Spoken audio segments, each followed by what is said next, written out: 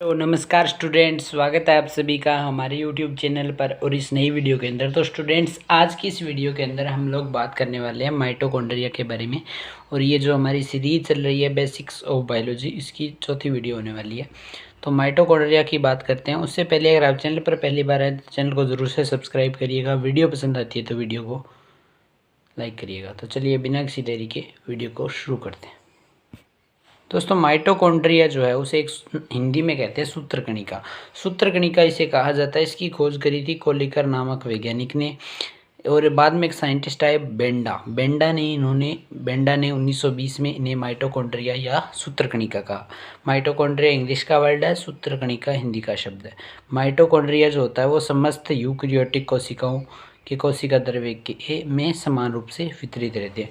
जो कोशिका द्रव्य होता है, साइटोप्लाज्म होता है यूकैरियोटिक सेल में, उनमें क्या होते हैं, समान रूप से वितरित रहते हैं। प्रोकैरियोटिक में माइटोकॉन्ड्रिया अनुपस्थित होते हैं। हालांकि कुछ अपवाद भी हैं, कई जीवों में माइटोकॉन्ड्रिया पाए भी जाते हैं प्रोकैरियोटिक में भी, लेकिन ज़्यादातर क्या होते हैं, ये अनुपस्थित होते हैं। माइटोकॉन्ड्रिया की जो संख्या होती है वो परिवर्तनशील होती है। मतलब कोई फिक्स नंबर नहीं होता कि इस कोशिका में इतने ही माइटोकॉन्ड्रिया होंगे या इससे ज़्यादा नहीं होंगे।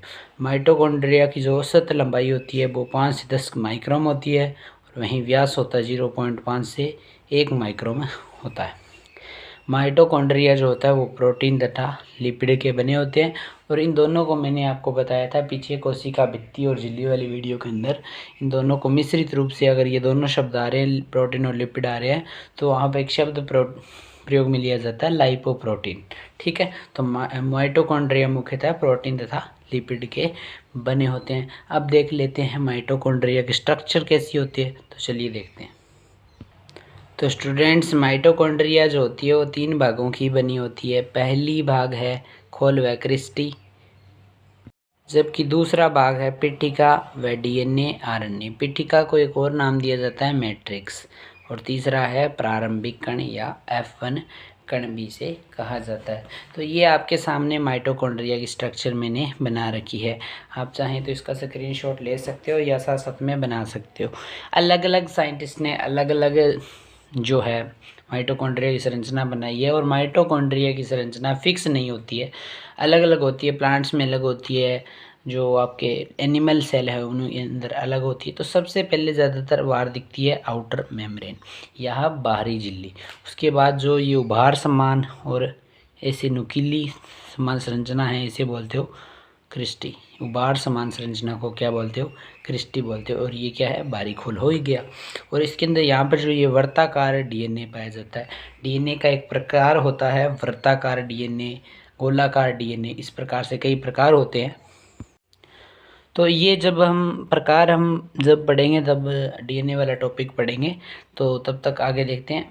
ये जो आपका खाली स्थान दिखाई दे रहा है, आंतरिक अवकाश में भरा हुआ जो तरल पदार्थ होता है, वो उसे बोलते हो मैट्रिक्स या पिटिका या अधात्री भी से बोला जाता है। और ये डीएनए आरएनए हो ही गया। इसके अलावा यहाँ पर जो छोटे छोटे कण समान संरचना दिखाई दे रही है, ये होते हैं पॉलीराइबोसोम। और ये जो होती है, ये होती है इनर मेम्ब्रेन।